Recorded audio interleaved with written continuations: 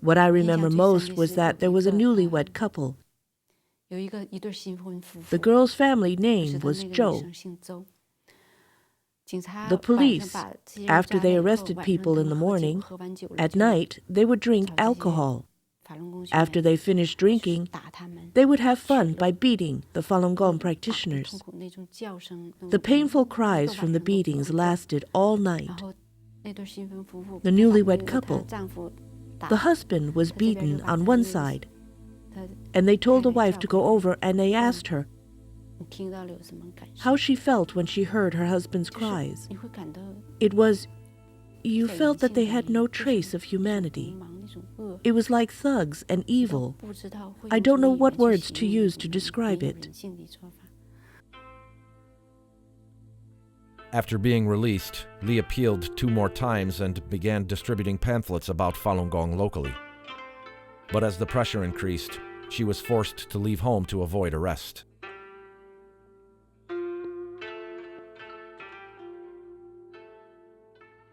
For 2 years, she moved from place to place and continued to produce and distribute Falun Gong materials.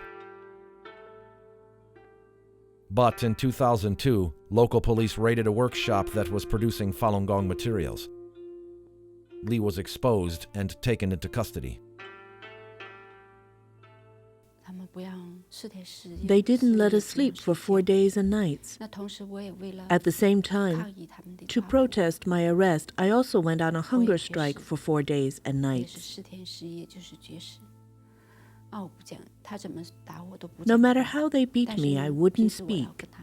But when I was with them, I would tell them the facts to the police and those guards who beat people.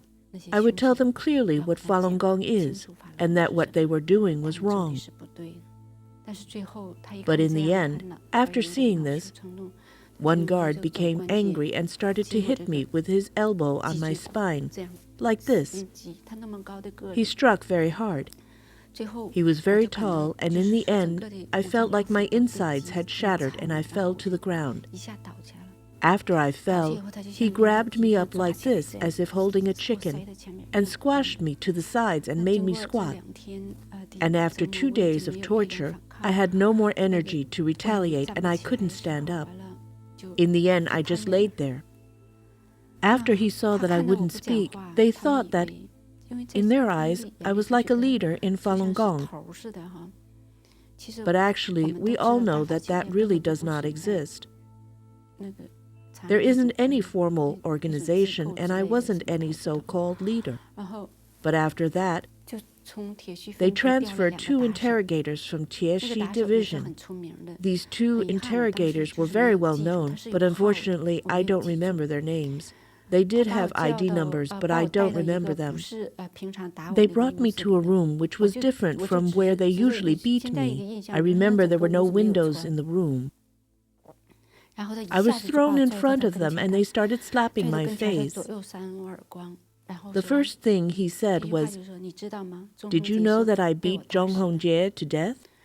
Zhong Hongjie was a Falun Gong practitioner who had been detained in Tieshi district.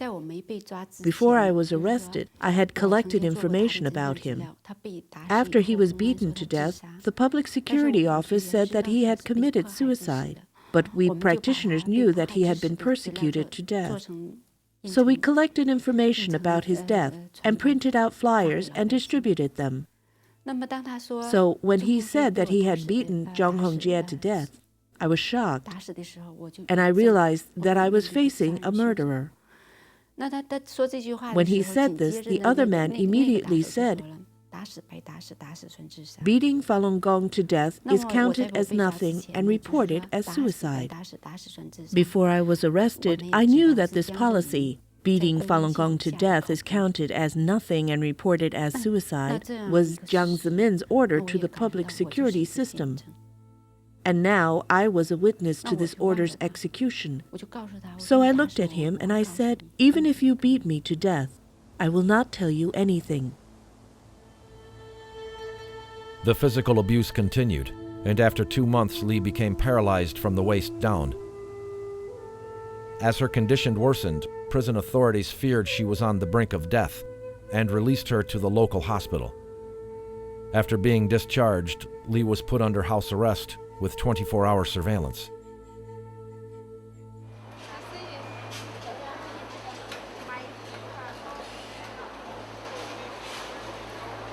With her brother's help, Li eventually escaped to Tibet and then to Thailand, where she gained refugee status. With help from overseas practitioners, both she and her son eventually came to the U.S. as refugees. Li's brother stayed in China to help more practitioners escape, but was later arrested, beaten to disability, and sentenced to 8 years in prison.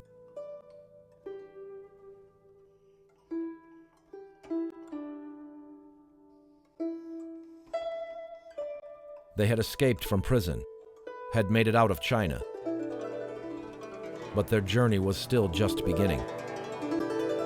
Hao Fengjun gained asylum in Australia. Han Guangsheng's asylum application was rejected by the Canadian government, and he was ruled ineligible to stay in Canada because the government found him to be a willing accomplice in crimes against humanity.